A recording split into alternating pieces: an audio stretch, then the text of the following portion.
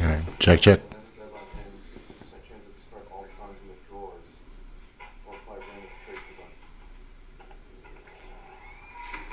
Check, check. All right, we're good. Probably turn the gain down a little bit on this thing. There we go, since I'm right here. Hey, so, give me 1 second. I am desperately trying to get the social set up before my computer dies. Give me one second here. Well, I'll explain exactly what's going on here in a minute. Come on.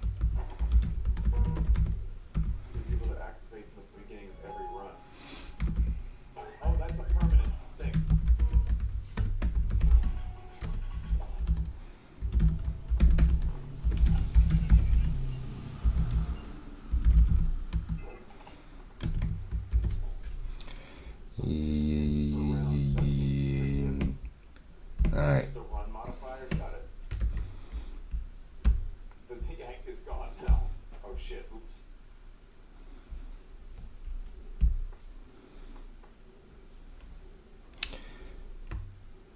Ah, fuck. Okay. Oh well. Didn't get it on Blue Sky, but I don't think it really matters. I don't think anyone comes from Blue Sky to watch this.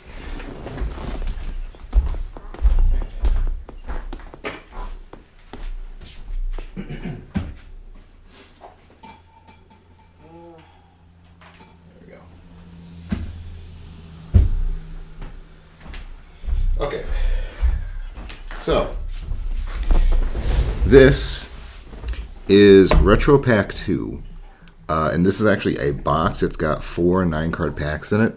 So 2 weeks ago, me and my buddies were shooting the shit, and one of the things we like to do at work is we play Pocket together, Pokemon TCG Pocket. And we all just will open packs, or we'll do 10 packs, and, you know, just kind of look at what each of us get and yell at each other when we get something, they get something we want, you know.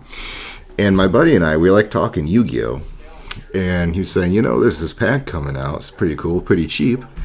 I thought it'd be fun to do, so I was like, yeah, we both bought a pack and opened them at work. So I wanted to go through what I got in here. Then I've also got another Dollar General booster we can open tonight. I was gonna say that one looked bent. And then I actually want to take our yogurt container of cards here, and I have a few ideas for a deck that's slightly more coherent or consistent than the last ones. So I kind of want to do a little bit of deck building just to see what we can get here. So I have to tell you now, these have all been opened already, unfortunately. And I do like this box. This is a good sized box right here, right? Like, let me just put it back out. Like, you hold it, and that kind of feels like the box that used to get like a Game Boy game in, or like a Nintendo cartridge, right? That's a good sized box. If you're gonna make a box or something, this is the kind of size you want it. Like, I think 4x6. All right, so the cards came individually packed. So really, it was just kind of like you have fancy packaging around 4 of these guys. I don't know if you can buy these individually or they have to come in the pack. But the pack was about 18, it was like 17 and some change to round it up. So 4 of these for that was like maybe $3.75. So it's a decent deal, you know. Like, this guy's like $3.50. And these were $3.75 a pop, give or take. But yeah, it's, you know, it's the same thing. It's just Yugi and the Looks like Gaia and who the fuck is this? I don't know what that is. This thing. It's so fucking dark. You can't even see it. Like you can't even see it on here. It's just dark. I don't know who that is. All right. So let's just run through these real quick here. These, as far as retro packs go, these look like they're all from. Oh shit! These are not like the original decks. These are more kind of online with the TV show and what the duelists used in Battle City. So that's kind of what we're looking at. And it seemed like a lot of these were Bakura's cards. This particular round of this pack, I don't know. That's what he pulled. That's what I pulled, and he was watching some people on YouTube try and make like draft decks out of these, and that's what he saw. A lot of people pulling stuff from Bakura's deck during Battle City. So that's kind of what we're looking at here, and we'll go through the archetypes that were in that here in a minute. Put that back. If I had space, I would love to display this thing. It's just a nice little, like, yeah, it's nice. Okay. So the first cards I got 2 Lightning Blades, and these are just very bog standard equipment cards. Warriors get 800 attack, and then water cards lose 500, I think, yeah. Very basic. Good in a little warrior deck, you know, simple stuff. Gilasaurus here. I swear I'm going to figure out why this thing can't focus anymore. Kind of a silly card. You get to special summon him, and then your opponent gets to summon something from the graveyard. So it's supposed to have a disadvantage, but really that's just like a turn 1 special summon. You know, it's kind of cheap. Bazoo, the Soul Eater. Looks like a normal level 4, but you can exile 3 cards from your graveyard, and he'll get 300 attack each, so 900 total, I think, till the end of turn, until your opponent's next turn. So yeah, it's not a permanent buff, but it's, you know, it might be enough to get him over the edge. And then we've got, if I drop my cards, Goblin Attack Force. This one's kind of reminiscent of like old school goblins in MTG. So if it attacks, it gets changed to defense position at the end of the battle phase, and then it can't be changed until the end of your next turn. So it's kind of just like it's classic. Kind of like Ball Lightning. That's what it really reminds me of. It's like, this really isn't a monster. It's just kind of like a one-swing attack spell card, you know. That's really what it is. Spear Dragon, it pierces. This was back when that was new. That's really all it does. It's a card. Actually got some normal cards out, which is really I was wanting, you know. And this guy, Opticlops, I used him quite a bit in Master Duel. I like him. He's just a good straight level 4, 1800 attack monster. No bones, good guy. Nice guy. Dark Fiend, perfect. Good card. Here's another one I really like. Melkioid, the Four-Faced Beast. Yeah. For level 4, he was one of the ones that was starting the power creep. You know, how most level 4s now are like 2000 attack. He was kind of that, like, inching up slowly. Because he's online with Lajin. This is just, you know, more of a basic level 4, 1500, you know. Nice enough I can make these guys work, you know. I like these guys. I don't like these guys this much, though. Gemini Elf, it's, you know, it's a good card. Like, here's another one's 1900. Just, I don't like Gemini Elf, and I got 2 of them. Woo! Yeah, that's 4 more normal monsters than I had before, so I'm happy with that. Here's Mask of Restrict. And if you can read that, monsters cannot be tributed. Now, if it's only talking about tributing in regards to tribute summoning, this is a very weak card because very few people actually tribute summon anymore. It's obsolete, basically. Even though it's one of my favorite ways to play, it's obsolete. If you have to tribute to special summon, like a Synchro, or an Xyz, or a Link, this could be very good. I don't know, I'm going to have to go back and look at the rules on that. I'm pretty sure that was only tributes summoning. We're going to save him. We'll save those two, actually. Here is Parasite. Remember this guy. Everybody remembers this guy from fucking Weevil. Still kind of a shit card, though. He's just like a little fun bomb, basically. That's kind of what I figure. He's a little fun 1,000 life point bomb. Because that after effect of turning your monsters insects and like or other monsters into insects, it's like actually now thinking about it, this could work on some very specific archetypes, right? Like warrior archetypes and dark magician archetypes. I think it would really monkey with them because they need the warrior keyword, right? So anything that relies on a keyword, like these guys are fiends, this guys are dragon, fiend, spellcaster, change them to insects, suddenly like you can't use like lightning blade anymore, that kind of thing. So good little card. Just I don't know how it'd work in modern setting. I don't really think it'd work because really your opponent's barely drawing. If your opponent has time to draw, something has gone terribly, terribly wrong with their deck, which is sad. Here's a fun one, and this could still have some use. 4-star Ladybug of Doom. You flip it, and it destroys all level 4 monsters your opponent has. Now, it was probably a lot better back when everyone had level 4 monsters in their decks, because that was the most common cards. Maybe. You might be able to pair this with some, like, level tampering skullduggery.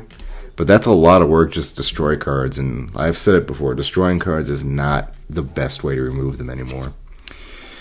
Nobleman of Crossout. This is destroy one face-down monster, remove it from play. If it's a flip effect monster, remove from play all the monsters with the same name both players' decks. So, you can kind of tell what was the main archetype back in the day, with spirits going on at this time. This was a good counter for that, but it's kind of hard, like, I know Ghost Tricks, this would be a hard counter for them, and I think Trap Tricks would also be one, but I can't really think of many archetypes, like spirits, Ghost Tricks, Trap Tricks, those are kind of the main ones that have flipping as a function, Maybe Time Lords. This would be a fun fuck you to someone who's trying to do a Time Lord stall. Book of Taiyu. Flip one face down monster on the field to face up. Very basic card, probably useless in modern setting. And then we got Book of Moon, which is the complete opposite. Flip one face down monster face up, or face up monster face down.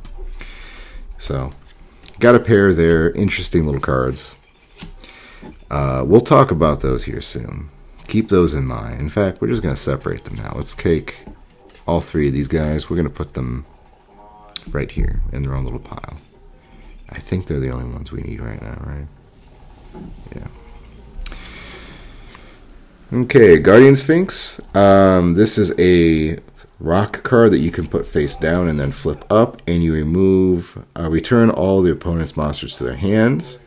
Was probably considered weak back when it came out. Today, I would consider this very strong because, like I said, putting monsters back in the deck and putting them in their hand is probably some of the best ways to handle them, because most archetypes and most meta decks right now inherently rely on their ability to get things back out of the graveyard and treat their graveyard and their remove or exile pile like it's a second hand. You know, it's another reserve pool. Hey, what's up? Oh, it's already open. We're just kind of going through them. I do have this, though. We got a Dollar General special here to open later, so stay tuned for that. Skull Invitation. It looks like he's about to give you a prostate massage, doesn't he? Each time a card is sent to the graveyard, inflict 300 damage to the owner of that card. Fun against the right guys, like Gravekeepers. This would be a fucking real big fuck you to Gravekeepers. I think Dragon Maids, like, it would hurt a lot of people because a lot of, actually most archetypes now rely on sacrificing cards to the graveyard as a means of resource, right? So this would, like, it's good little chip damage. Like 300 today when we're dealing with 8,000 is not a big deal, but it can be built on, especially with this one. This is Darkroom of Nightmare, and whenever you deal damage to your opponent through things like this, you deal 500 more? No, 300 more. So, chip damage, basically. Little pieces, bits and pieces of damage to really put the pressure on. Appropriate, whenever your opponent draws a card, except during their draw phase, draw 2 cards. This is kind of like the old school draw C, only it's relying on your opponent drawing cards instead of special summoning. I've tried using it on Master Duel. It does not work as well as you think it would. Just because a lot of people aren't drawing, they're searching, right? They're not trying to pull cards from the top of their deck, they're just going in and getting them out. So, on paper, nice card. In practice, eh. The bigger problem I see with it, though, is it's continuous, so it takes up a backboard slot. It's like, man, I could really use that slot for something else. That's kind of how I found myself in most situations. Card, a safe return. When a monster is special summoned from your graveyard, you draw 1 card. A lot of guys be useful. This is actually, I kind of like that card. I'm going to put him to the side. Anything that draws for me right now is good. Creature Swap, very fun one. See if it'll focus here. Alright, each player selects 1 monster they control and switches control with each other. Those monsters cannot be changed battle positions. So, at the right time against the right people, this could be devastating, right? Wrong time, you get like a feeder. You know, you get like a searcher. You get something shit, and then you immediately get beaten down for it. So, potentially fun card.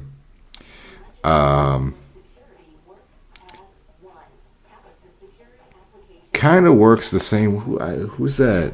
There's a gem lady in here I've got who does something very similar as far as control goes. You switch control based on who she's pointing to. She's a little bit harder to set up, though. That seems like a little quicker, but less control. Premature Burial. A lot of people like this card. I don't remember if this is restricted or not. This might actually be restricted. Pay 800 life points, select 1 monster from your graveyard, special summon it face up, and equip it with this card. When this card is destroyed, you destroy the monster. Very basic, very understandable, easy card to use, special summoning, good shit.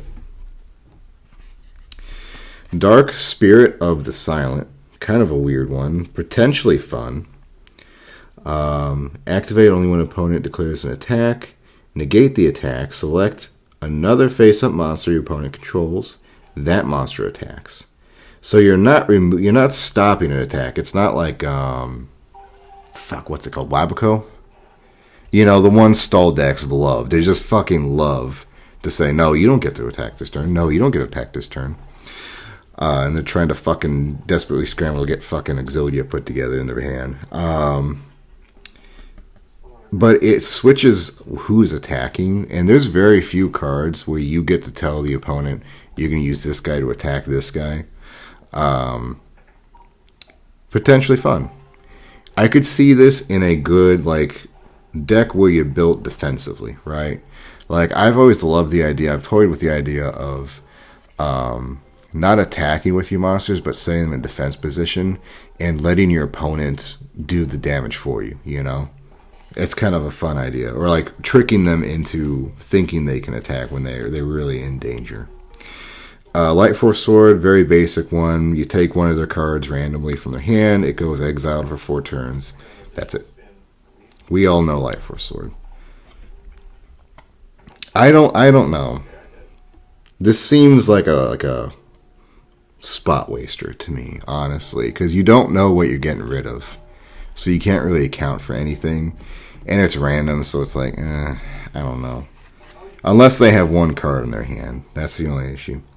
Dust Tornado, another basic one from Duel, Master Duel. You destroy one spell or trap card they control, and then set.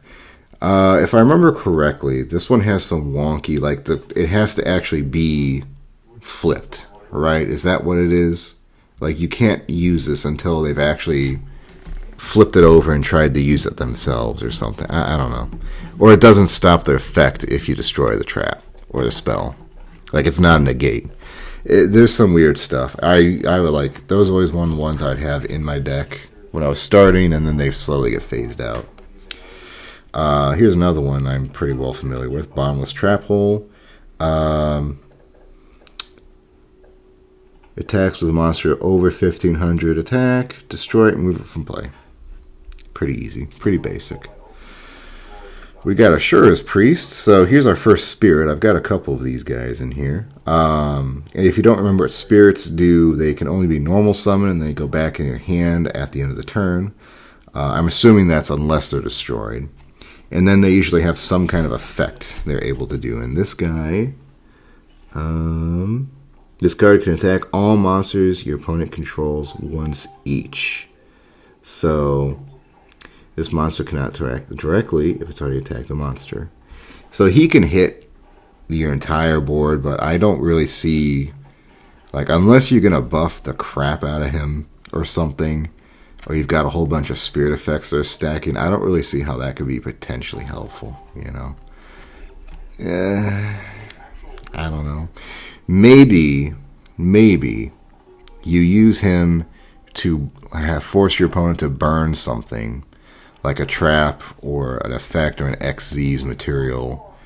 Just like they're not worried that you're going to swing through their 3,000 power monster, but they are worried about like the 200 attack thing they've got sitting on the side to help them out. Something like that. I don't know. Then we got Yatagarasu. Another spirit. When it inflicts battle damage to your opponent, they skip the next draw phase. Yeah, that's never fucking happening. I can guarantee a lot of people, like, this is a great way to put pressure on your opponent, but the worst thing they could do is say, yeah, okay, fucking Gemini is elf in the way. What are you going to do about it? Like, it's not going to swing through anything. You're going to have to find another way to let it attack over monsters, right? Leave that over there for a minute. Spirit Message L. So this is the issue, I think, with these packs. Everyone is pulling these fucking spirit board cards. To the point where some of the guys on YouTube were like swapping these out for Retro Pack 1 cards if they pulled them, just because it's just like, it's so fucking debilitating to have 5 cards in your pack only do one thing, you know. So yeah, fucking spirit board. I don't get, like, what was the stigma against these? Because they're just Exodia, right? They're Exodia that goes on the backboard. So it's like, it's an alternate win condition, but it's like, people didn't really like them. You know, I don't see a lot of people playing spirit boards on Master Duel or anything like that. All right, Gravekeeper's Chief. So we've got some Gravekeeper cards in here. I think these are the only ones I've got from that archetype. Not the biggest fan of these. I like using my graveyard, and they all have to, like, you basically need Necro Valley. If you don't have Necro Valley, your deck's useless. You can only have one of this guy. Cards in your graveyard are unaffected by Necro Valley. When this card is tribute summoned, you can special summon one Gravekeeper monster from your graveyard. So, beefy, you have to tribute, and then you don't have to worry about Necro Valley fucking things up. Then we've got Gravekeeper's Assailant. If Necro Valley is in the field, when this card declares an attack, you can change battle positions of one face-up monster your opponent controls. Yeah, it's an archetype card. You gotta have what it needs. Otherwise, it's just a pretty basic 400 or full level 4 monster. Alright, so that was all the common guys we had. 4 normals, which makes me happy. These guys can pound sand, but I'm probably going to use them anyway. These we're going to be coming back to. These particular ones that flip things. And then we've got our just kind of generically useful cards. And like I'll kind of give you a little PSA on these things. If you're curious about why people are buying these retro packs, it's not just for nostalgia's sake. Normal monsters are just a good splash in any deck if you're not really sure what you need to fill in those last couple spots are. Like, there's been a lot of decks. I've played a lot of Master Duel. If you have a normal monster and a fucking equip card on it, and you just keep swinging at them, most people don't really know what the fuck to do about that. You know, like, if you're not trying to follow an archetype and do fucking 40-minute wombo combos, and you're just kind of sitting there putting down more and more normal monsters and beefing them, like, beater decks have kind of, like, they're in this bizarre little niche where they're so obsolescent, it takes people by surprise. Like, you've seen people shooting down fucking helicopters and War Thunder with like a biplane. It's kind of like that idea, right? We've gone so far back that we've innovated again. So those are good. And then you've also got these just kind of very basic, very simple spell and trap cards. They can do things for you that archetypes have very, very, very specific requirements to do for you. And if you're missing, like, say you're doing boxes or you're doing packs like I do, and you just don't get the right cards to really get it all to click together, these are a good supplement, you know, so keep that in mind. That's kind of what we do. Oh, I forgot about my fucking rares. We should look at the cards that I actually wanted to open, right? All right, so we've got Destiny Board, and that is a hollow. And it's, you know, it's just an alternate win condition, basic stuff. You're basically removing your backboard to allow you to win without hitting things, so.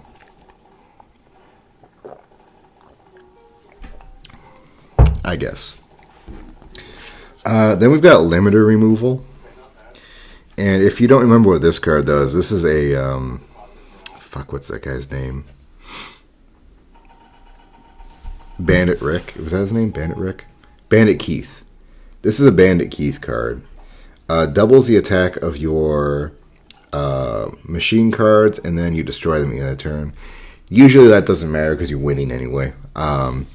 This is kind of like the 1/3 of the I can make any monster win a game, and then you just like use this and the card that yeah, it's nice, isn't it? Use the card that turns all your monsters and machines. Use this, double their attack, swing for fucking game. You know, that's it. Like, it's a nice card. Don't get me wrong, but if I'm going on I'm going on YouTube looking for decks on how to like win with Hungry Burger, I don't want to fucking watch something where you're like making Hungry Burger into a robot and then using Catapult Turtle to fucking throw him into the sun. Like, that's not what I'm looking for, you know. Anyway, limiter removal. I don't have enough machines to probably make this work. I do have Slot Machine, so we could kind of make a very weird Bandit Keith deck, kind of. Then we've got Tyrant Dragon, which is very nice. He's almost worth $1 now. And this is during your battle phase, your opponent controls a monster. After this card's first attack, it can make a second attack. Negate the effect of any trap card that targets this card and destroy it. If this card is special summoned from your graveyard by a card effect, you must tribute one dragon monster. It doesn't, like, okay. I have a beef with the Yu-Gi-Oh! Vernacular. Like, number one, too many fucking words, right? We don't need a paragraph on the box here. But also, if you're going to put in a must, you need an if, you know? It's like, okay, I don't have any dragons. I want this back from my graveyard. Oops, I don't have any dragons. Oh well, I guess I don't have to worry about that now. It's like, put in a consequence. These cards need consequences if you're going to put in a requirement, right? So many of these just don't do anything. Like, there's so many ways to wiggle around. Like, we were just looking at some of these, like, Gilasaurus. It's like, oh, monster or your opponent doesn't have any graveyard cards. Whoops. Okay, here's my special. I can tribute summon now, or I get to Xyz summon now. You know, it's like they need actual consequences. Something like that. Alright, and here is the best card I pulled. This is Ring of Destruction. And if you don't know what it does, you target an attacking monster your opponent controls, you destroy it, and then you deal damage equivalent to its attack to both players. One of my favorite cards. I've won so many games with this thing. Now, this is, I believe, a secret rare. And as far as I know, this is a $20 card. So this has paid for my pack if I were to go off and sell it. But there's something else here. I want you to look at this. This is a trap card. What do you see is the problem? It's a misprint. It's a holographic, secret rare misprint. And in fact, it almost has... Let me see if I can find a fusion real quick. Yeah, fusion. That's what I'm looking for. Oh, not in there. All my fusions are buried because I don't have any fucking cards to use them with. Hold on here. Just take a whole hock and fist the fucking cards out here in a minute.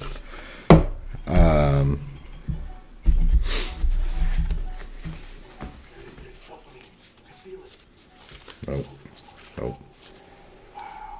I think it's in this stuff because this is, yeah, here we go. Okay. So here's side by side. This is no, it's even lighter than a fusion card. I'm not really sure what that would be. So I don't know. I'm keeping this one out, and I'm probably not going to use it. And honestly, I probably am going to sell it or try and sell it on TCG Player, make a little bit of money back. Because really, it's like, if I want a Ring of Destruction, I'll just go buy a 5-cent one. You know, it's been around long enough. But I kind of need help on this one. I don't know how much this thing would be worth. I don't know if it's worth anything, you know? It could be worth less, it could be worth more. It's a damn pretty card. You know, I think a lot of people are getting mad at me for not having this in a sleeve or something already. But, you know, it's like, it also sat in my car all weekend. But yeah, weird. Very weird. As far as I can tell, this is at least worth $22 on TCG Player. And it may be worth more. It may be worth less. I don't know. So we'll put that right there and let the sun catch it and all its prettiness. So that was Retro Pack 1. I probably wouldn't open another one, honestly. I like the cards I pulled. I like most of the cards I pulled.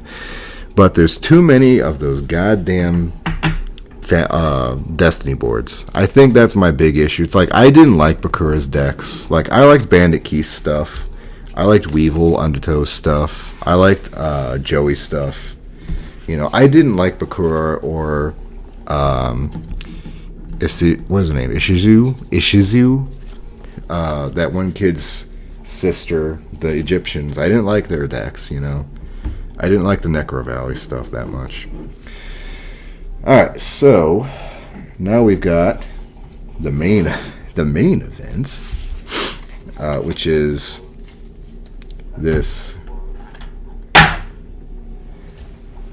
Dollar General Special. Yeehaw. I bet we're going to get nothing good out of this. All I want. Hold on, let me pull them out again. Let's put our eyes on the prize here. All right, let's put our ass in the grass. Where'd he go? Where's my boy?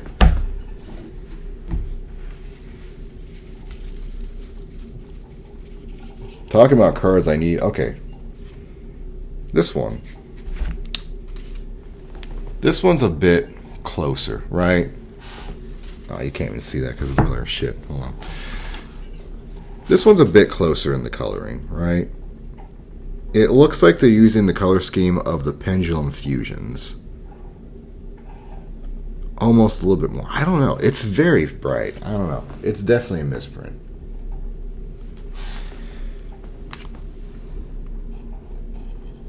Let's get the sparkle. There we go. But who are we really looking for here? Who we really need to find?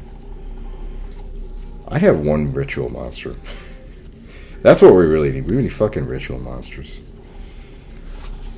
Let me just casually shuffle through 1,000 cards here in a minute.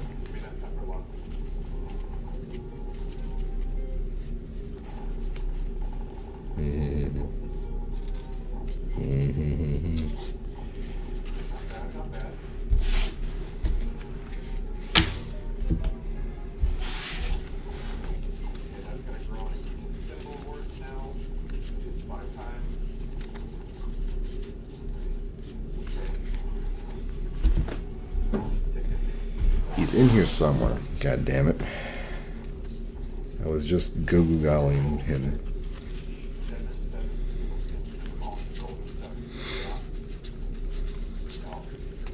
My wife said I was hyperfixating today on Yu-Gi-Oh cards.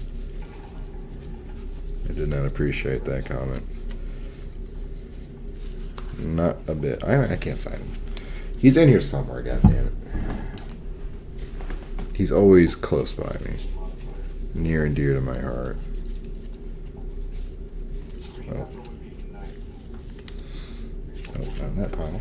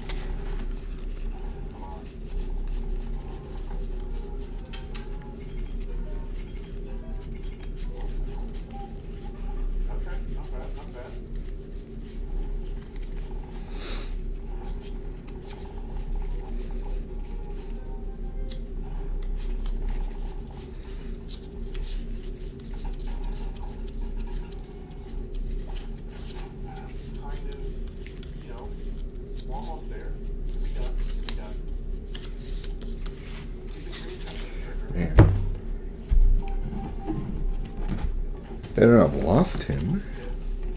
I'd be really fucking mad if that's the case. Where is it?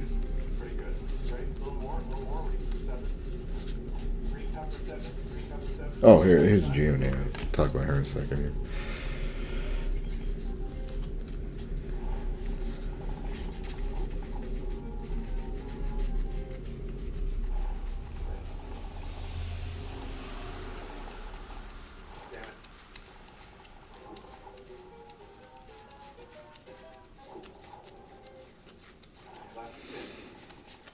Dog, I've lost Kaiser Valento. I don't know where he went. He's gone. Oh. No, he's not gone. He's just in the fucking last stack in the fucking... Yep, there he is. Immediately found him because he's just in another pile I didn't look at. Here's who we're really looking for with these guys. We're looking for the weird foreign language ones. That's who we want. This is, Dick PO27, if anyone was wondering about what the release is, this guy. So put him right here. Put him with the special cards. There we go.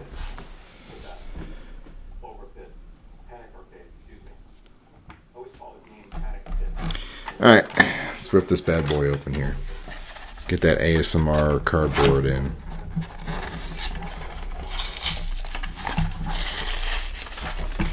I keep grabbing these and they're slowly dwindling and not being replaced, so I'm wondering if they only just put them out whenever they get them, which is like very, very rare. Alright, includes one free rare. Let's see who we get this time. Gina, you need to move. Alright, first up, Lucky Twin Sunny's Snitch. Good God. Love that 8-point font. Okay, when this card is activated, you can add one live twin monster from your deck to your hand. While you control an evil twin monster, each time your opponent normal summons or special summons a monster, you gain 200 life points. If you do, inflict 200 your opponent. You only activate it once per turn. Yeah, you're kind of like Max C and Appropriate. It's trying to punish you for special summoning. It's like, can't use it. It's an archetype I don't have. Oh, good. Gizmek Naganaki, the Sunrise Signaler. You contribute one... Oh, God, excuse me. You contribute one machine monster whose attack is equal to its own defense. Special summon from your deck one machine monster whose attack equals its own defense. With a lower level and tribute monster, you can then banish this card from your graveyard and one hand, and one banished face down. You can add to your hand one of your banished face down... What? Face down machine monsters whose attack equals its own defense. You can only use... Yeah, what? When the fuck is any of your cards face down in your exile pile? Like, what the fuck? What? That's confusing.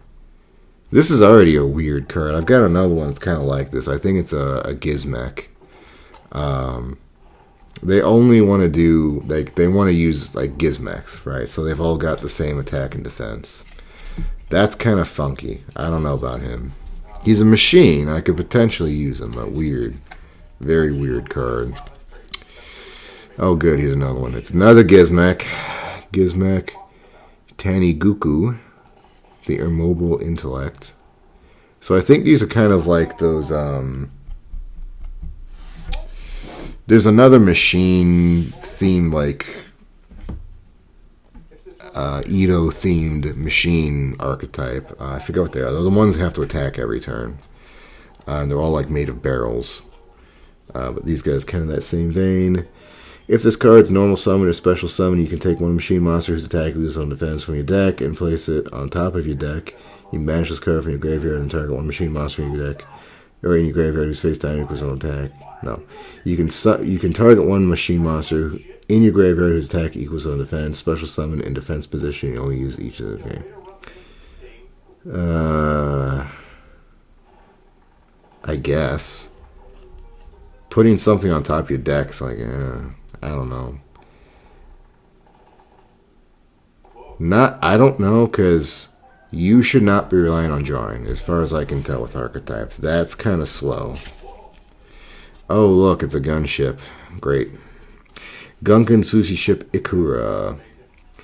If you control Gunkan Sushi Ship Shari, you can special summon this card. I think I have Shari, don't I? From your hand, you can only special summon Guki Sushi Ship Ikari once per turn this way. During the main phase, you can excavate the top 3 cards from your own deck. If you do, you can either add to your hand or special summon one excavated Gunkan Sushi Ship Shari. Also shuffle the rest into your deck. The effect of this once per turn. Okay, so I guess Shari is another basic one. I'm not a huge fan of the Gunkan ships. They're just like... It's another XZ's deck that just works on getting a bunch of really big monsters out quick. It's... I don't like it. Judgment of the Branded. Branded continues to vex me. I think I have this one already.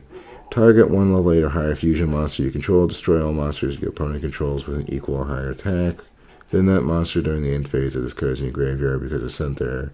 Of the effect of the Fallen of Albaz this turn, you can set this card. Okay.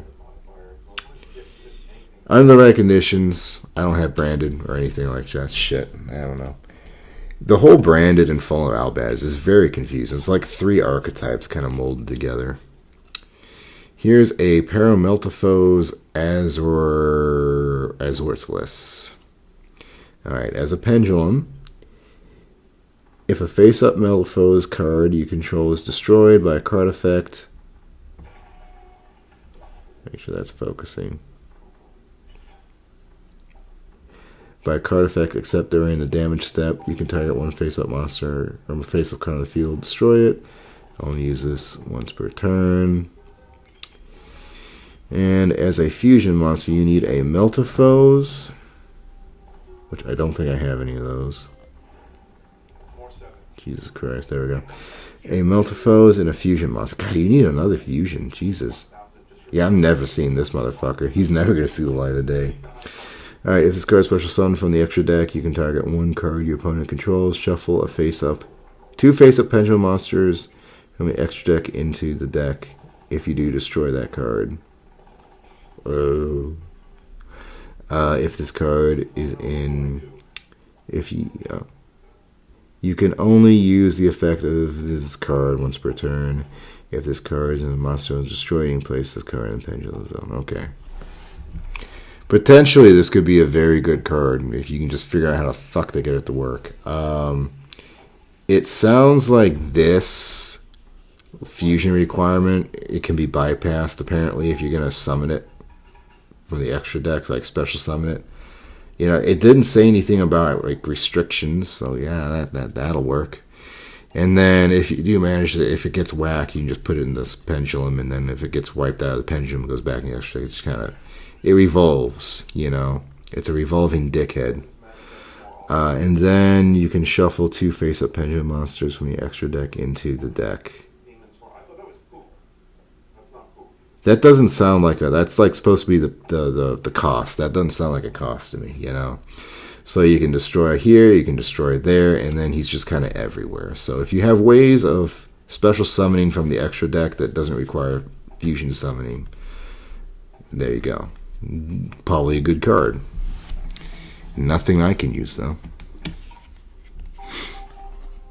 Armed Dragon Thunder level 5. I'm good at the level cards. This card's... I think that's as good as we're going to get there. This card's name becomes Armed Dragon level 5 while it's on the field or graveyard. You can only use each of the following effects once per turn. You can send 1 monster from your hand to the graveyard. Send this card from the field to the graveyard, and if you do, special summon 1 level 7 or higher or lower Armed Dragon monster from your hand or deck. If this card was sent to the graveyard to activate a dragon monster's effect, you can add 1 level 5 or higher Wind Dragon monster. I don't know, man. I don't remember how the level gimmick works. I think you're supposed to have the other level monsters on the field before you can use this one, like Pokemon kind of. But that said, I do have like 1 Armed Dragon card that could maybe sync with this. And then it's got these wonky things. So if it's in the graveyard,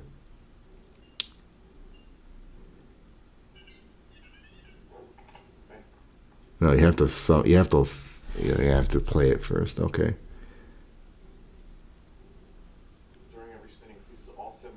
If this card's sent to graveyard, activate a dragon monster effect. This is the okay. If this card's sent to the graveyard to activate a dragon monster's effect, you can add 1 level 5 or higher Wind Dragon monster from your deck you had. That could potentially work. That last little part there, that might do you something if you have like a generic dragon deck. I don't know. Yeah. Again, I'm sure it's strong, but it's like I don't have the bits for it. I'm not sure I could get it to swing. Here's another B Trooper. I have a couple of these guys. There we go. So Link 2, attack 1000, not great. 2 insect monsters. You cannot special summon monsters except insect monsters. You can only use each of the following effects: Bee Trooper Horn, Armor Horn, once per turn. During your main phase, you can immediately, after this effect resolves, normal summon 1 insect monster. If this card is in your graveyard, you can banish 3 other insect monsters from your graveyard. Special summon this card, but banish it when it leaves the field. So, it's a... Is it a searcher?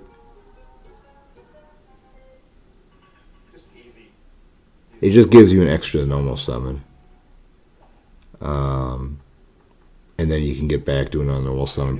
It's probably for Link. It's for linking up, you know. It's a fucking combo card. That's what it is. Potentially, again, right archetypes like Bee Troopers, the superhero, the fucking Kamen Rider guys, I forget the names of. Oh, here's one. Armed Dragon Blitz. I think this is the exact card I have. It looks familiar. Target 1 Armed Dragon monster you control and take 1 monster with the same name from your deck or graveyard and either add it to your hand or special summon it, ignoring its summoning conditions. Oh. But it cannot attack directly. You can only activate 1 Armed Dragon Blitz per turn. You don't special summon other monsters except Dragon monsters. Okay. Yeah, I think I have this card already. I might have a dupe of him. Kind of bugs me, a lot of these cards where it's like you have to have the card out first before you can use it. It's like, shit, man, that's what I want to do. Oh, here's another. Yeah, I'm getting a lot of the same cards here. Famed Marcosi is back. If this card's in your hand, you can start with discard 2 monsters except this one, but including another Fable monster. And if you do, special summon this card. If summoned this way, this card gains 200 attack for each monster discarded. If this card is discarded to the graveyard, add 1 Fable spell trap. So I actually have 2 of these guys now, and I'm kind of wondering, I need to look up the ruling. Can I discard 1 for the other, you know? Or is that being restricted because it's naming itself as an exception to that? I don't know. I'm thinking no, because it's got this little addendum to if this card is discarded, meaning that you're discarding it for another Fable monster. You get to do something else with it. I think I've got 1 Fable spell card. I don't remember though. So, got 2 of those now. And we've got an Infernal Knight Oliver. And that is I think it's just a, what is it called? Super rare? I don't remember. I don't remember what the fucking tiers are. Okay. He's a warrior tuner. Level 4. While this card is an equipped card, your opponent cannot target the equipped monsters with card effects. You can only use each of the following effects once per turn. You can send 1 fire, warrior monster, or 1 equipped spell from your hand face up on the field to the graveyard. Special summon this card from your hand as a level 1 monster. If this card is in your graveyard, you can target 1 warrior monster you control, equips card you control. So it's supposed to be for Infernables, but actually that's kind of nice. And then what's it do? Just makes you immune to targeting.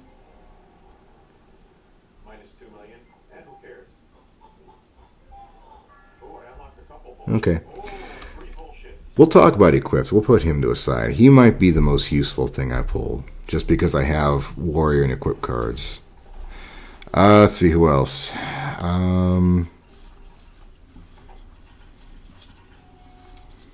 Yeah, I'm not gonna lie. I kind of came up short on this one. Like, I got these 2. But I can't really make them work with the rest of the machines because they don't have the requirement. I can't use this because I don't have live twins. I've got a couple Gunkin XCs, but they Judgment Branded I can't use.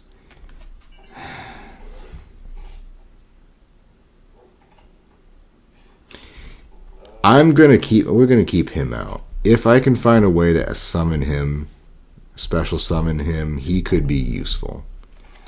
I'm not going to say no. Arm Dragon, level 5. I've got dragons, but I don't think he'll fit. You know?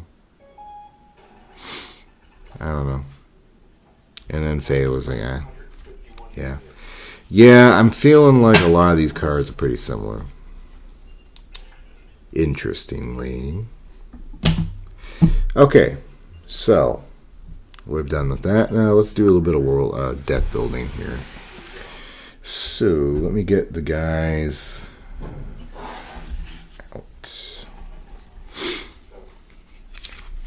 out before anyone is curious where we're at with this. Because remember, this entire endeavor was to figure out how many card packs you'd have to open, or like random card packs, just like, you know, casually picking up a pack to make a competitive, quote unquote, or theoretically competitive deck.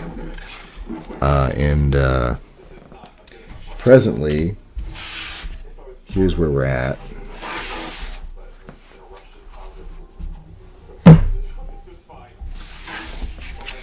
Couldn't really tell you how many cards that is just sitting there. I'm thinking a couple hundred, though. But let's talk about what we have to work with now. Let's tilt. Let's get tilted here.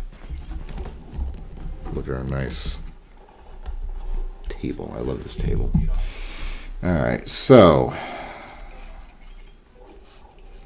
in my accumulation of cards, I've got a few guys who particularly stand out to me as potentially being good beaters. I don't have many alternate win conditions. I don't have a full archetype of any sort, but I do have every once in a while a couple guys.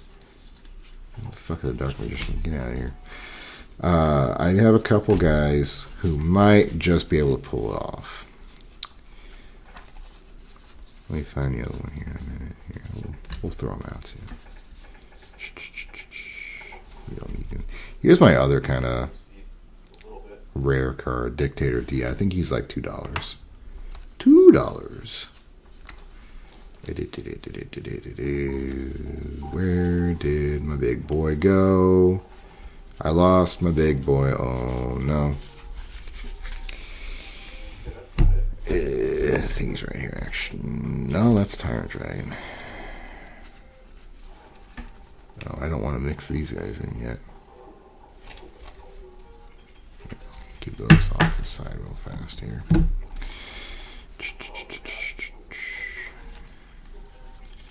There's all the Marine Princesses and the Sharks and the Knights and the Nasher and the XZs. I think this is all the stuff I don't have things for.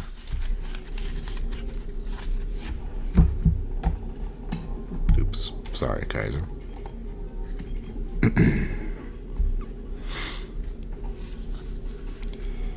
Here's the Warriors. I've got things kind of organized slightly here. Here's all the shit I definitely can't use. So these are all the archetype cards they just have nothing for. So, which is honestly not the biggest stack, right?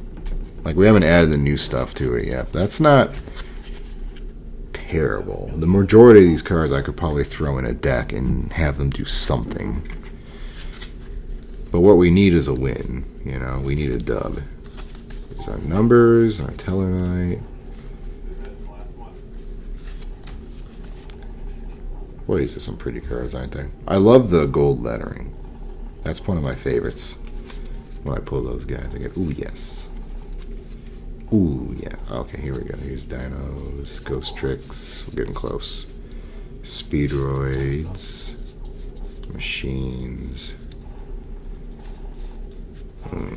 He should be in here with these guys. Ghost Trick, Angel Mischief. Which I think is the same kind of rare, right? As the Ring of Destruction over there. We should actually keep these guys out. There. Oh no, that's Dynamorphic. Fuck. Got excited. Let's leave the Ghost Tricks out because I'm going to probably use them.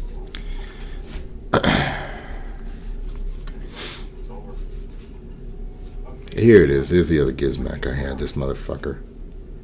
Which is surprisingly the best Gizmek I've got. He actually buffs... What does he do? Yes, he can buff attack and defense. Not a lot, but he can do a little bit. This fucking slot machine. Love that card. I wish it wasn't so fucking obsolete. Oh, here we are. These are what I was talking about. These Karakuri Gammas. I had a bunch of these, or I used to way back in the day on Master Duel. They were kind of a fun archetype. Very aggressive. Like you're being pushed to be aggressive, which is I think fun. Because Yu-Gi-Oh! Is not the most like aggressive game on the planet. There's a lot of archetypes where you're just incentivized to just hang back and do nothing. Selected Duplex, we'll keep him out too. He's kind of a big card.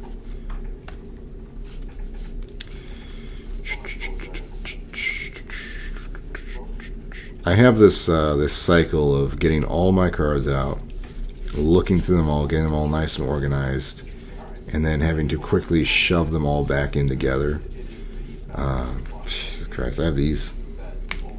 Leave those out. And then I lose track of where things were. Because I'm an idiot.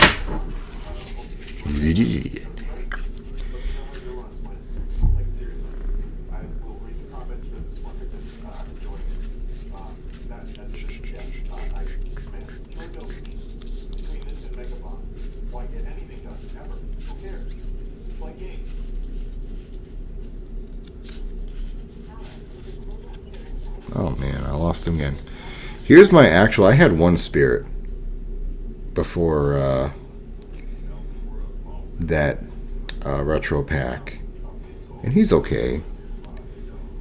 You can normal summon one...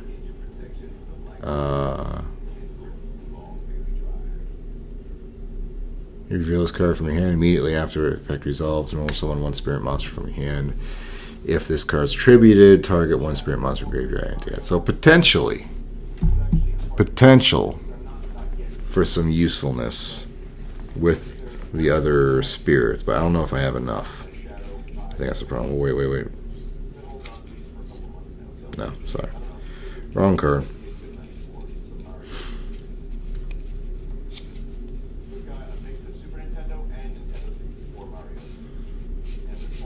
Fucking where did he go? Is my other Fable? Same dude.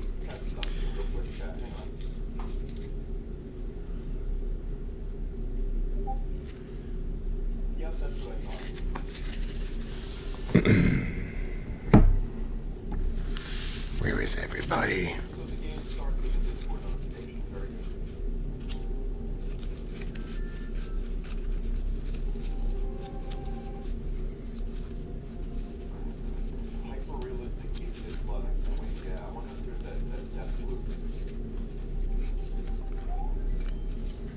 Keep him out.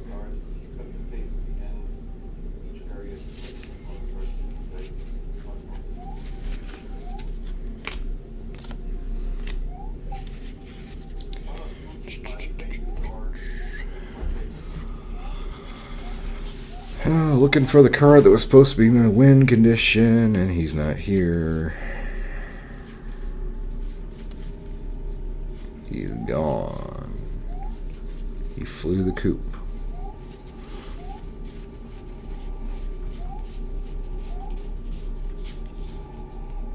He should be with all my fucking rocks.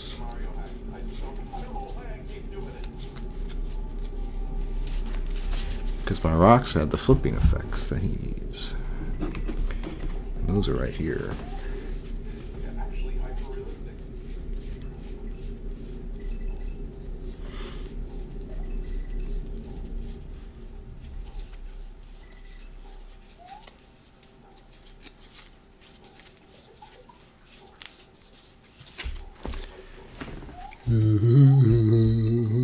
Where'd my fucking cards go?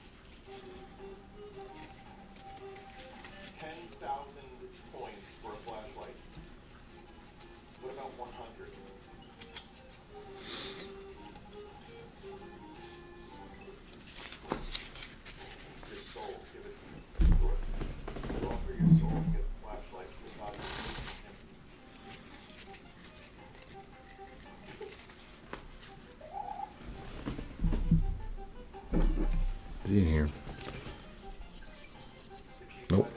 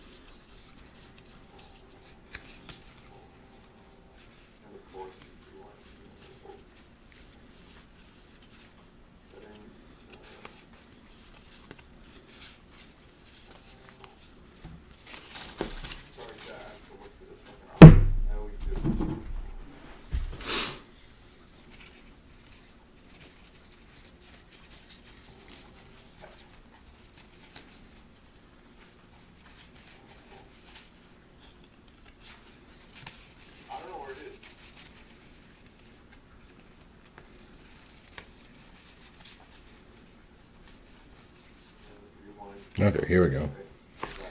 Here's the flippy, guys. There he is. Fucking A. Dynamorphs. Okay. So. My previous ideas had been this kind of big cockamamie-ass fucking way to get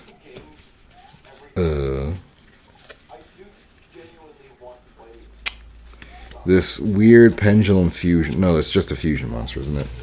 I think it's just a fusion monster.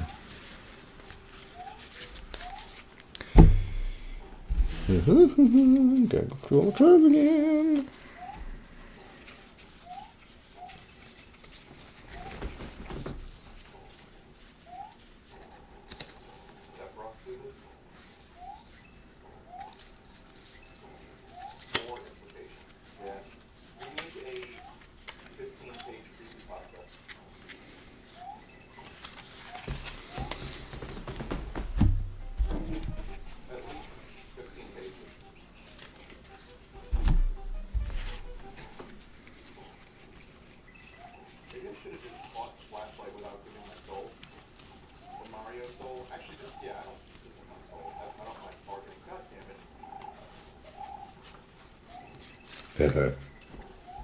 About to say fuck it.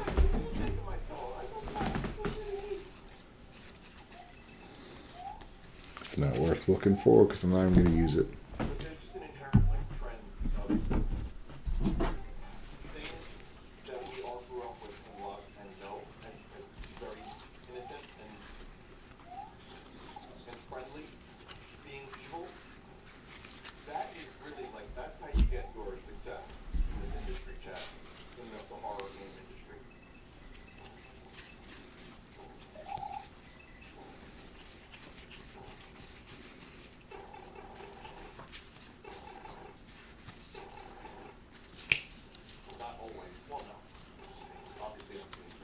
Okay, fuck it. Anyway, had this giant cockamamie combo idea. Problem was, it was like very reliant on the cards I drew, and I did not have enough draw power. So kind of went back to the drawing board here to figure out a different way of getting a big monster out, right? Because that's kind of that's basically my one thing I can do. I can get a big monster out. I can't lock down the opponent's board. I can't do a 40-minute combo, but I can maybe get a beat stick out for a little bit. Here's the current beat stick I'm looking at here. Subterra Behemoth Spellgeist. And it's a flip effect card. So when you flip it, you can target one monster on the field, change it from face-up attack to defense position.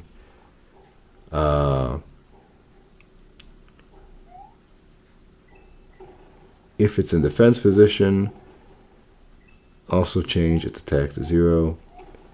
And then when a face-up monster you control flips face down, and you control no face-up monsters, you can special summon this card from your hand in defense position. Once per turn, you can change this card to face down defense position. So this is the dude I'm really looking at right here. 3,000 attack, 1,400 defense, little finicky, but I'm thinking he's the best place to start. Now, you might be wondering, okay, how can you special summon him? I've got a handful, if I didn't just lose them. Oh, that's Dynamorphs. Leave those up there. I've collected over the time some cards that can flip. Leave him out for a minute. Here's Guardian Statue. And what he does is you can flip this card from the face down position once per turn, or once during your main phase. When this card's flipped up, or is flipped summoned successfully, return one monster your opponent's side to their owner's hand. So we have cards that can flip themselves over. That's a big one. We've got Reverse Jar, which I don't even know if this is allowed right now. I don't remember. Some of the jars are just not allowed to be existing. And you might know what this one does. Flip, change as many other monsters in the field as possible to face down defense position. They return as many face up spell cards or trap cards as possible in the field to your hand. Then each player sets and spell trap cards from the hand up to the amount returned. So this guy can flip everybody down.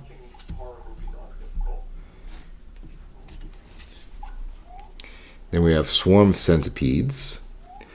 If this card is flipped face up, you can target one monster on the field, change it to face up attack position or face down defense position.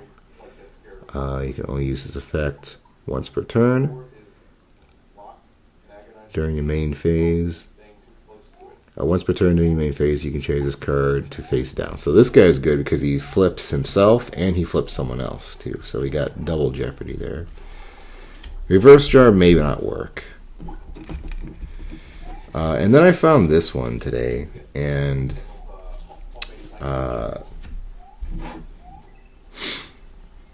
this is kind of a cornball left field one, but I think it might work. Okay, so flip.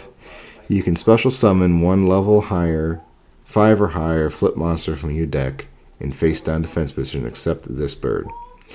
During the battle phase, if this card is in your hand, quick effect, you can target one face down monster on the field, send it to the graveyard. If you do, special summon this card in face down position. You can only use this effect once per turn. So, he can summon himself, and then you can flip him to summon something else too. So, he's good for special summoning. And special summoning himself. So that's kind of what we're looking at right now with those guys. But we have more. Remember we talked about ghost tricks earlier, right? I've been amassing these guys, and for the longest time I couldn't figure out how to get them to work, because they all say cannot be normal summoned unless you control a ghost trick monster. It's like, well, how am I going to do that if they all say you can't summon them? Two ways. So number one, we've got Ghost Trick Shot, which allows you to go special summon one Ghost Trick monster from your hand or graveyard, then change one face down monster, Ghost Trick monster you control to face up attack position. You can banish this card from your hand or the graveyard, then target one Ghost Trick Xyz monster you control, attach one Ghost Trick card from your graveyard to that monster's material. So, a good start. Then we've got these two guys here. Too many fucking hands around here. So let's see. So it says cannot be special summoned unless you control a Ghost Trick monster once per turn during your main phase. You can change this card to face down to defense position. If you do, you can change. Okay, if this card is normal summoned or flip face up, send the top two cards of your deck to the graveyard. Then, if this card was either card was a Ghost Trick card, you can apply the following effects: add one Ghost Trick spell trap to your hand, or change one effect monster your opponent controls to face down defense position. So flips, very nice. Neko Musume.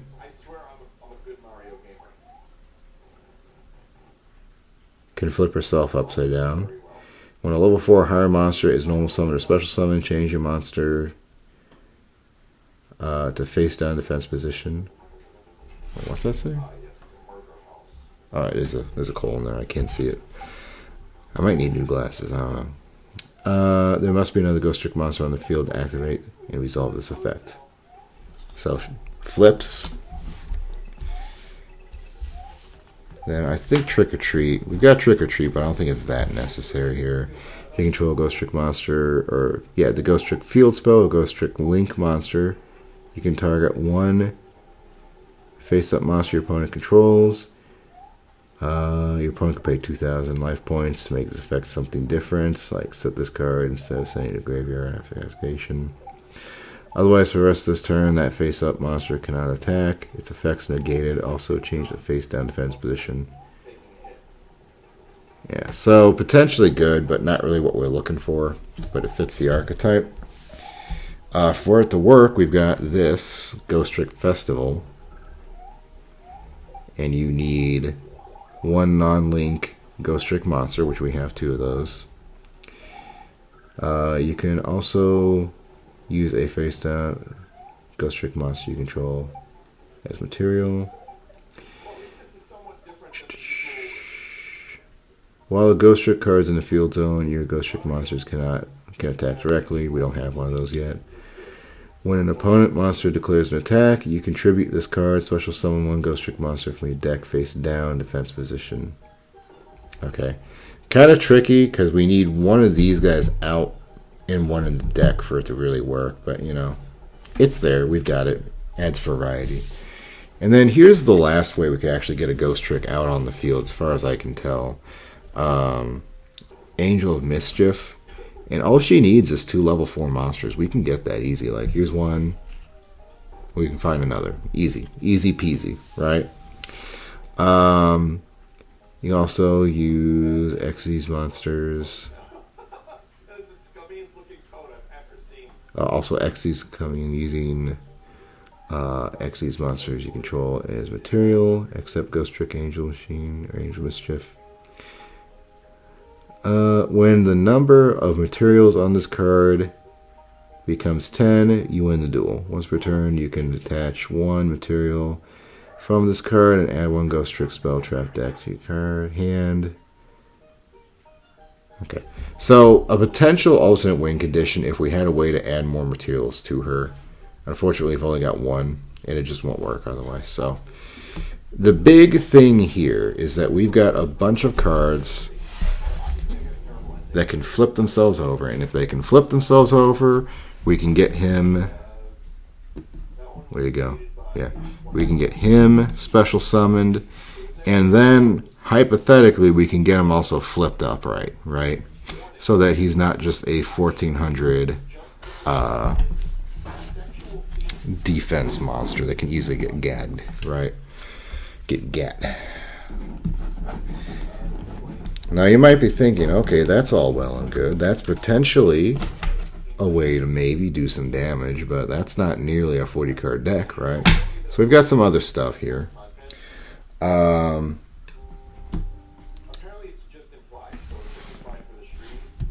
See if I can find them where it went. Are they in this pile? Oh, we can also add the new ones we got. So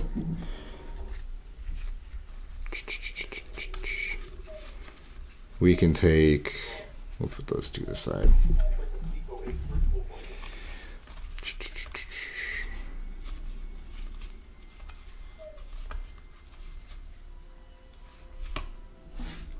Does he flip?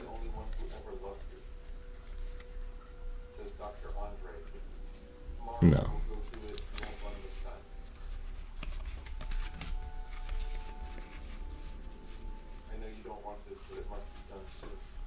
So we got Guardian Sphinx, Book of Moon, Book of Taiyu, and Nobleman Cross out. And these guys. Now, I don't think we can actually use Nobleman Cross. He just destroys flip down.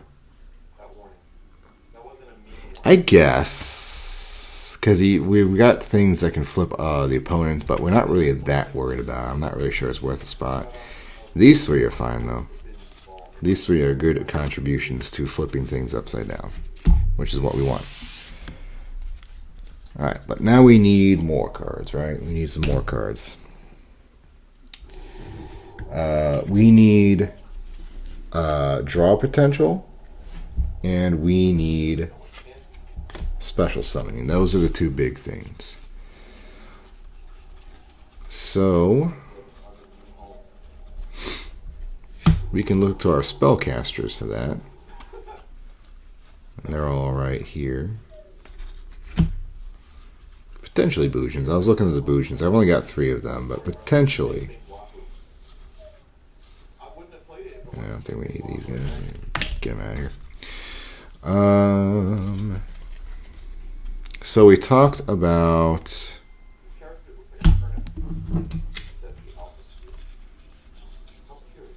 Where did my boy go? I think he's in this pile right here.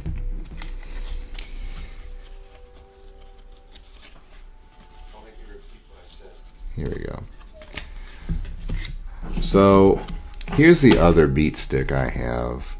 Skilled Brown Magician. Not a whole lot to look at, right? When a spell card is activated, put a spell counter on this card once it resolves. So a maximum of 3. You can remove 1 spell counter from this card and then activate one of these effects. This card gains 1500 attack and its level increases by 1. Or you can add 1 Karibo monster or 1 multiply monster from your deck to your graveyard to your hand. You can only use it once per turn. So pretty quick, we can beef them up pretty fast, right? That's pretty nice. And I've actually got 2 Karibos here. I've got a Karibu and a Wing Karibo. And when an opponent's monster declares an attack, you can discard this card, add 1 Karibo monster from your deck to your hand, except Karibu. Once per turn, quick effect, you can discard 1 trap and then target 1 face-up monster your opponent controls. It loses 1500 attack. And then Winged Karibo of this card is destroyed and sent to the graveyard versus turn you take no battle damage. So pretty basic things, and then we can just kind of keep recycling them as needed. But that's not all. That's not all. So that's win condition number 2, we'll call him, right? But we need spells for him to work.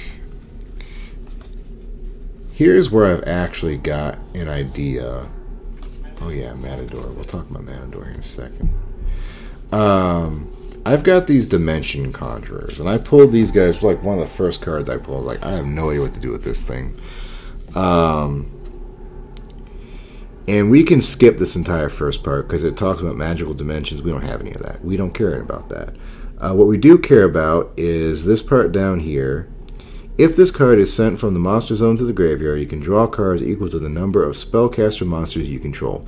Then place cards from your hand on top of the deck in any order equal to the number of cards you drew. So, if we've got enough spellcasters, like this guy, and Magical Broker, and Rogue of Endymion, and Magical Plant Mandragora, and Magical Abra, and as much as I hate to fucking say it, the fucking Gemini Elves, we've got a lot of fucking cards here, right? We've got a lot of spellcasters. We have draw potential as long as we have a couple of these guys, and we may only need 2, right? But that's not all either itself. We've got more. So we'll put those guys right there. I was also looking at Glacial Aqua Matador. Or Madur. Glacier Aqua Madur. And this guy's got some fun stuff. At the start of your damage step, if a normal monster battles an opponent monster,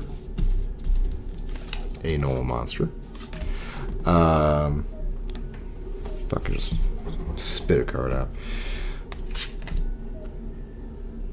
You can reveal this card in your hand and then discard 1 card. If you do, your monster cannot be destroyed by battle. At the start of the damage step, if this card battles an opponent's monster, you can reveal 1 normal monster card in your hand, discard a card. If you do, destroy the opponent monster. I like this guy because he gives what a lot of decks just generally lack, especially when trying to fight Archetype, and that's staying power. So our Gemini Elves can stay on the field as long as they're fighting something. Magicalabra can stay on the field as long as he's fighting something, right? We have protection. When we have protection, as long as we've got these guys out, hey, that's 3 cards we can draw potentially, right?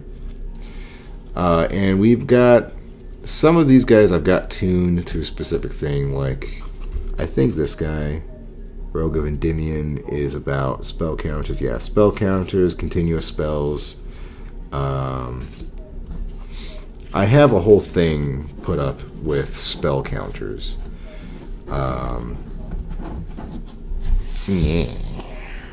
But I don't know if I'm going to throw it in or not. Mostly spellcasters are just here to pad out the field so I can actually draw things, right? That's the big thing. So in they go.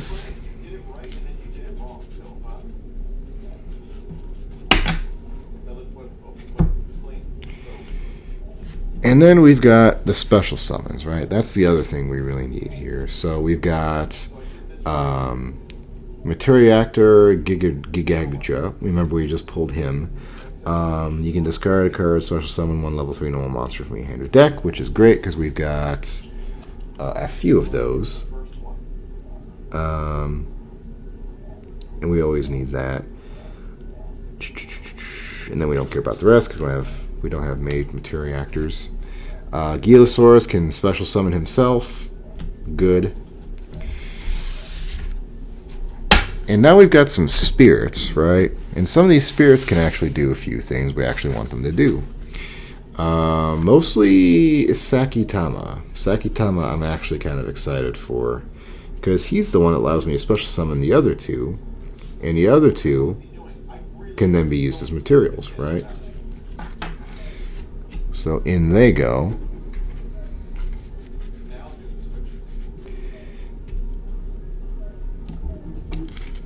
And of course we need some level 3 normal monsters, so we've got our Armored Zombie.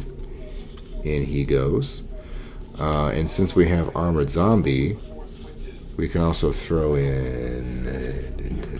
where did he go?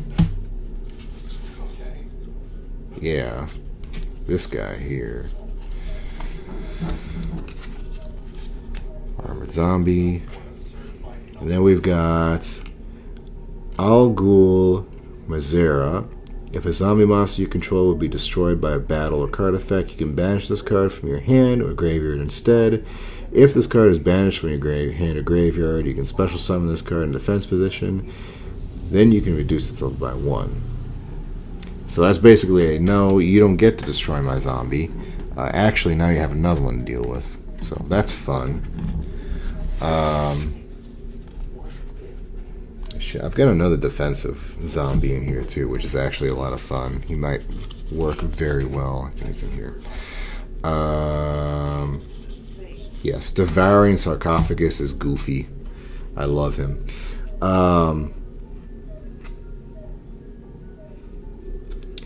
When this card is destroyed by battle or with an opponent's monster, you can take control of that opponent's monster. If you do, it becomes a zombie, and its attack defense becomes 0. When your zombie monster is destroyed by battle with an opponent's monster, while this card is in your graveyard, you can banish this card, take control of that opponent's monster. If you do, become the zombie monster, attack becomes 0. Fun little way to steal your opponent's monsters. I like that. And it might actually play very well with the other one, where you can just like use that destroy as a trigger to get it out, you know. So there's those guys. Oh, Ghost Trick needs to come out. She's in the extra deck. That needs to go in the extra deck. Reverse Jar, I'm kind of incredulous about. He might fuck things up, actually. He might make everything worse. I don't know. And then I've got a few more things that I can throw in. I want to put Despair of the Dark in, because, man, that's a nice 2000 monster card that you can get out. But what fucking card? When this card is sent directly from your hand to your graveyard by your opponent's card effect, special summon it. What card does that that's in the fucking game nowadays? Like, most of those cards are fucking completely banned, unfortunately, which doesn't make any sense to me, you know? Like,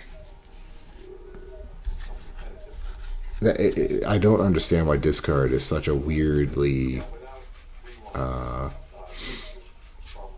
disallowed mechanic. Let's see here.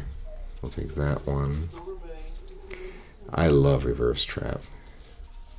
So we've got monster assortment, excuse me, not assortment.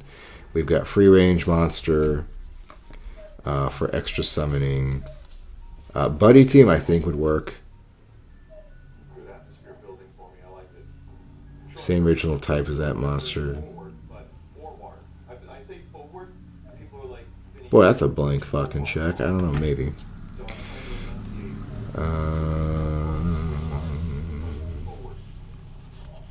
Where did they go?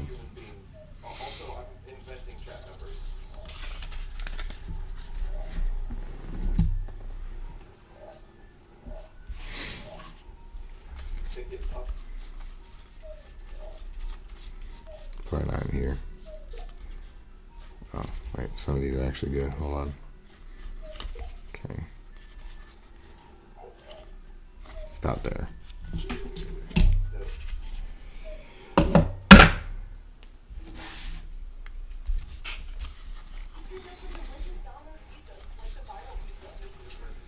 I want to splash in the warriors because it's really easy to summon them, but it's like, I don't know. You go there. You go here. Okay, here we go. Here's the reptiles. Here's the little splash. Another extra little splash that we can throw in here. So we've got Reptilian Lamia, and if this card is in your hand and all monsters you control are face-up reptile monsters, you can target one face-up monster your opponent controls, change its attack to 0, and if you do, special summon this card. Then take damage equal to the monster's original attack. If this card was sent to the graveyard as a synchro material, you can target 2 face-up monsters on the field, change their attack to 0. So, she needs a reptile, but hey, look at that. A reptile. You can banish this card from your graveyard, target one reptile monster you control, and one face-up monster your opponent controls. Activate one of these effects, change those monsters to face-down position, works with the other stuff. Or destroy that monster you control. If you do, change its attack the other monster to 0 until the end of turn. So he's a double duty. And look, here's a level 3 null monster that we can summon. What a coincidence. And he's a reptile. Will the wonders never end? And then to get these two back, I've got Silvervine Senri here. And you contribute this card, target one level 2 monster in your graveyard, except this one. Special summon it, then you can special summon one level 2 monster from your hand with a different attribute than the monster summoned. Which works because Reptilian is dark and Yamamori is water. So she's nice, and then we've got Nubian Guard for getting a continuous spell back, which I think we actually need to go through and pick a couple out. Because we're kind of monster heavy with this deck. So we've got special summons. We've got some extra normal summons. We've got draw power potentially.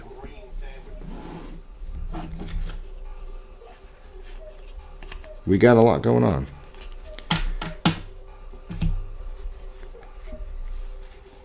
So that's kind of the deck I'm working with right now. Now it's just a lot of fine-tuning it, right? Figuring out what things need to be in here and what things don't.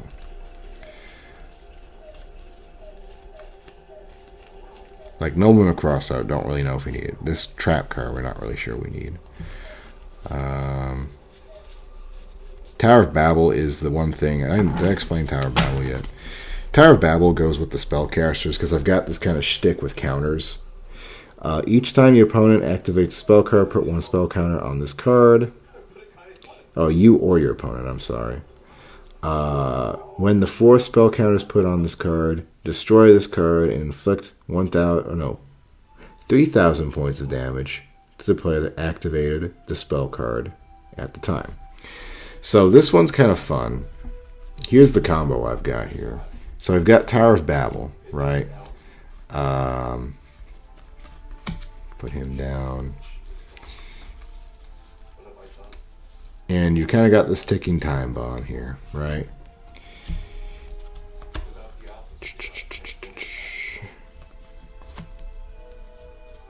I think that's all of them. Okay.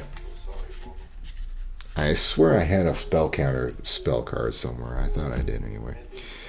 So you've got these kind of these spellcasters here who are going to manipulate Tower of Babel, right?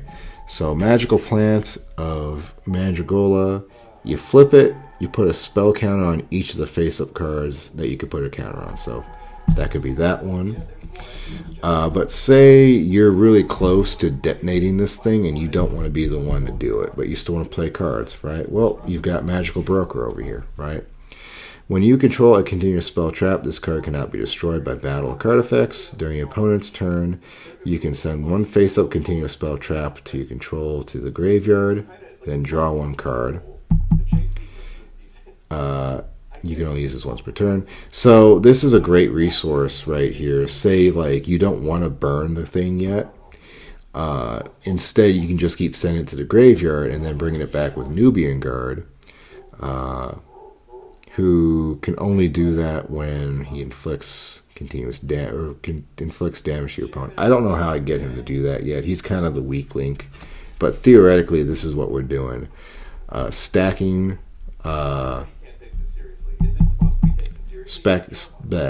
Stacking spell counters. Oh wait, we've got Endymion too. Where did he go? He's another part of this little menage a trois. There he is. And then Endymion also. If this card is normal special summons, place one spell counter on it. You can remove one spell counter on this card and discard one spellcaster. Set one continuous spell directly from your deck. Okay, so we do need a continuous spell of some kind because all of these guys are looking for one. I cannot remember which one that was for the life of me. But that's kind of the combo I enveloped here, or I envisioned here. I don't really know if it would work or not. I've got this guy. I've got a fucking Nibiru guy. There's some cards I don't want to use because they're just a little bit too cheap, you know. Full active duplex is also another option for another, if I need another beat stick. Link monsters you control make up 2 attacks on monsters during each battle phase. Use each of the following effects. Once per turn, you can banish 2 link monsters from your graveyard. Special summon this card from your hand. If this card is sent in the graveyard, target one Cyberus monster you control, it gains 1,000 attacks. So, good card, but I don't think it can fit in this because it needs links and Cyberus, and that's not in here, you know. Let's see, what are some good spell cards? Like Pot of Extravagance, it's like, I don't really want to use this one either. I do want to use Dances with Beasts because it's just an insane fucking card. Special summon 3 monsters with different original names and attack position from your hand, deck, and graveyard. And this is if your opponent's declaring an attack with 8,000 total attack or more. So we need a continuous spell. And that's all Dark Magician shit. Just put that in there. I got a bunch of spell cards. I just don't remember what I did with them. I wouldn't mind taking a look at this one again for a couple minutes at the very least, but yeah, I don't think we're going to spend too much time on this. I do have French Donkey Kong. Not a game, by the way, but that was the thing I was going to do that I forgot to add to the title. But I might save that because it is actually incredible. I've got enough fucking water types. Like this could be its own deck right here.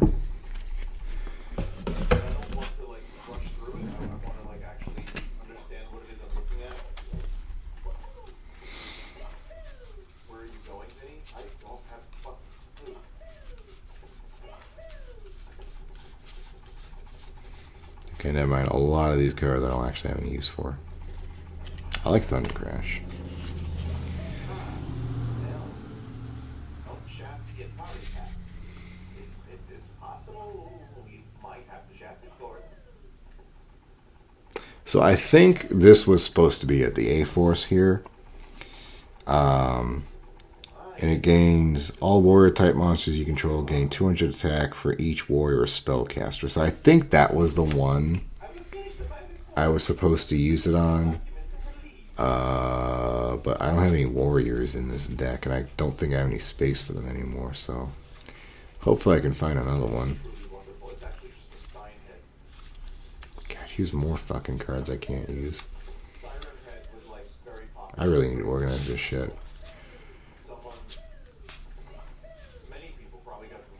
I might just have to use one of these like archetype continuous spells that doesn't have an actual purpose.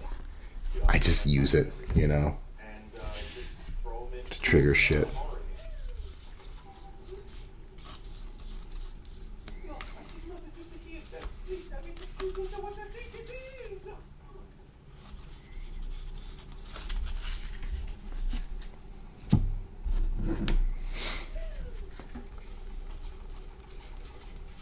I also have Speed Warriors I could splash in there too.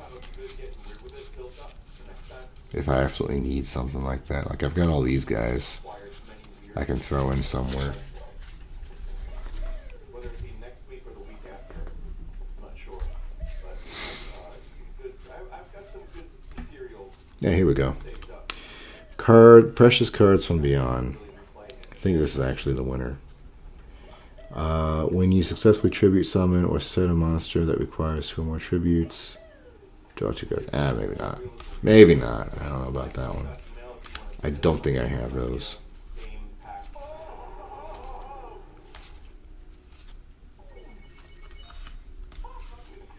Or morale boost.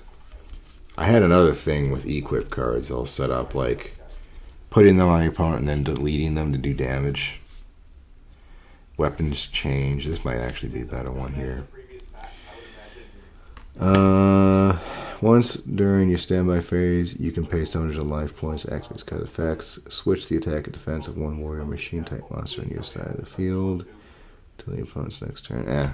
See, again, it's another one I need warriors for. I don't really know if I want to use warriors. I would love to figure out how to get this one to, if your life points are lower than 10. Jesus Christ. How do you even, like, mathematically, you would have to figure out something very intricate. Unless there's a way to only, like, to save yourself on 1 HP. I don't know.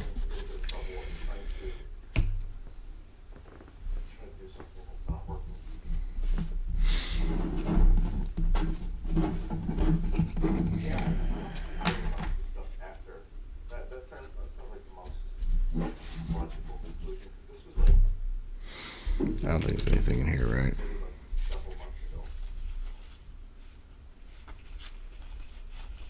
Yeah, it's just the Mary Princess. I keep finding piles. There's just piles of cards everywhere. Oh, Darkroom and Nightmare might work. Yeah, that might work a lot, actually. We'll leave him out. Lightning Blades, I'll need. Premature Burial, I think we needed, right? That's a good one to have. Oh, and Cards of Safe Return. I think that's the winner. That might be the winner, right?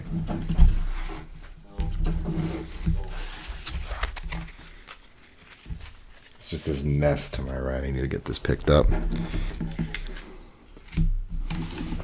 Come to Butthead. You know what? I like him. In he goes too. Do I have a use for him? No. Not really. Or Opticlops, but you know what? In Opticlops goes too. I like Opticlops. I love the name, Opticlops. It's very funny.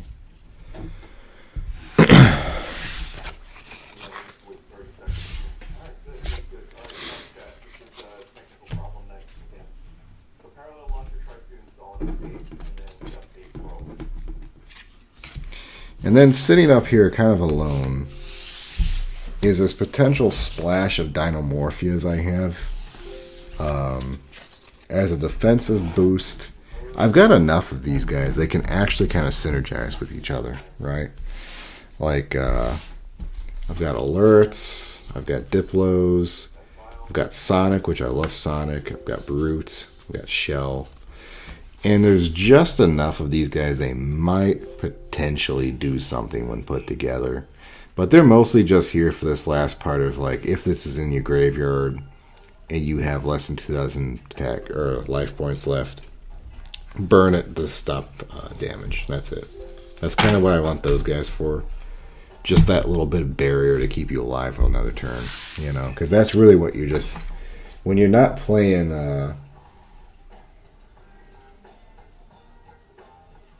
I think I just put my deck in the pile. Oh, no. Okay, John, I got something working. I had to use a different thing. When you're not playing with the archetype, you're really just kind of buying yourself time until you can pull something out. Speaking of which, I've got Onabaru Soul Sweeper, which is still one of my favorite cards ever. This was one of the first cards I pulled, too. You can attach one material from this card, then target one card your opponent controls, banish it until your opponent's end phase. If this card is destroyed by an opponent's card, you can target banished monsters up to the number of materials this card had and shuffle them into the deck. So this is a great way to just, like, we've got God knows how many. If I can figure out what I did with my deck. I think it's in this pile now. Shit. That's a big fucking oops. I don't know where that fucking thing went. Hold on a minute here. Where'd they go? Oh, no.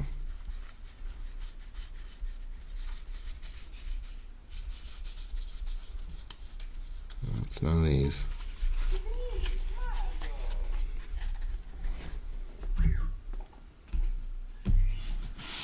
This one works, but I've done this one already. Nope.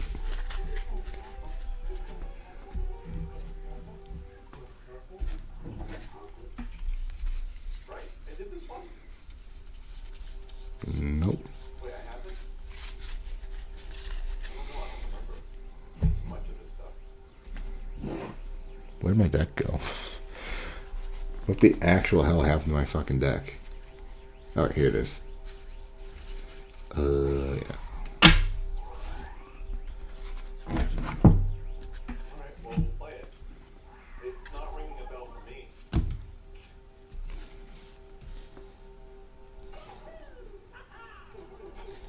Here we go. Please come to the castle. What can I say? Please come to the castle. Feast is almost ready, Mario. Please come to the castle.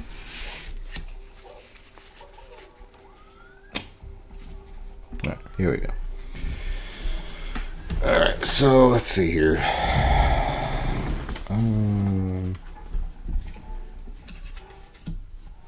Joe, are you close? So let's go through this. So we'll say this one, that one, and this one. And then these two. It goes back over there. So how many cards do we have Nice castle. that will trigger a card of safe return? So Servine Will. That's one. All of his enemies are eyeballs.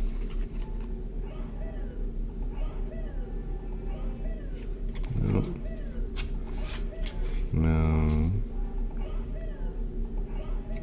No.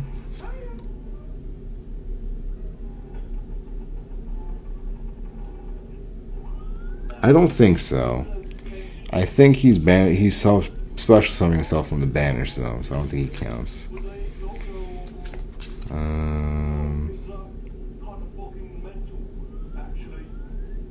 No, that's normal summons. No, no, no. No, no, no.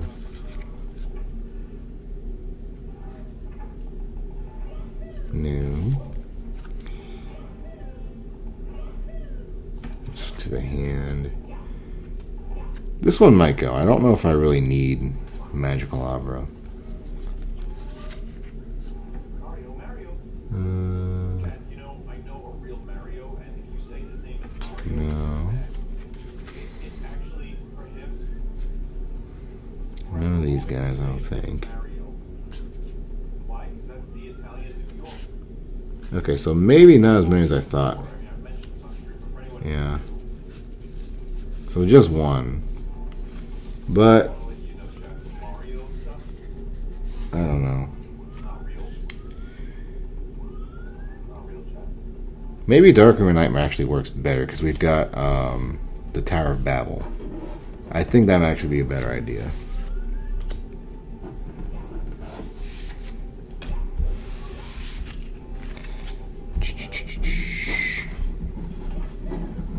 Again, we're not really looking for the spell to do anything. We just need a spell. You know, a continuous spell.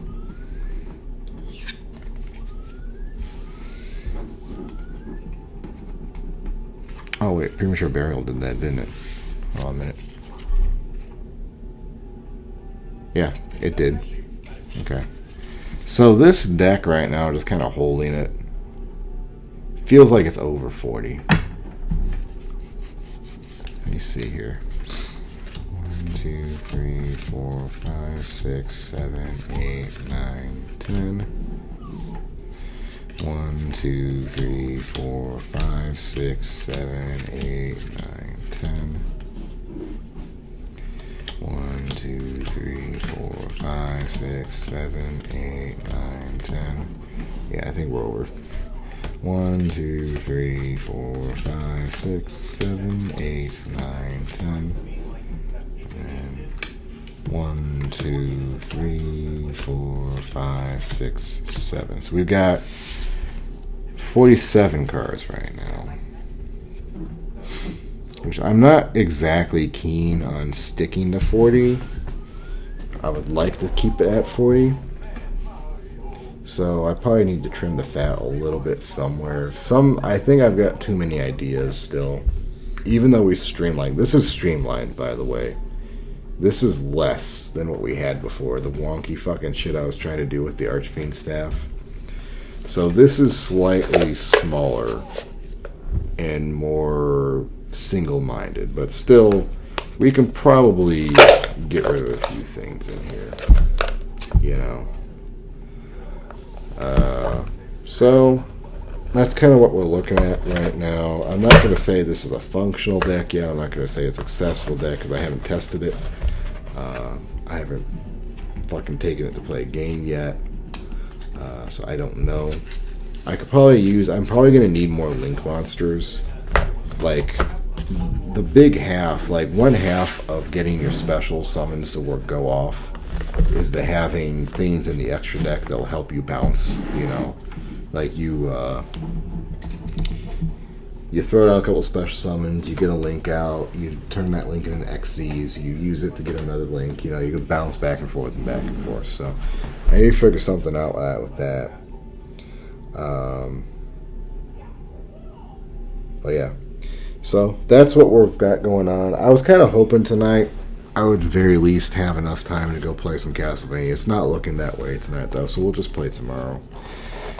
And then Wednesday I'll set up Nights into Dreams, and we'll play on the Saturn.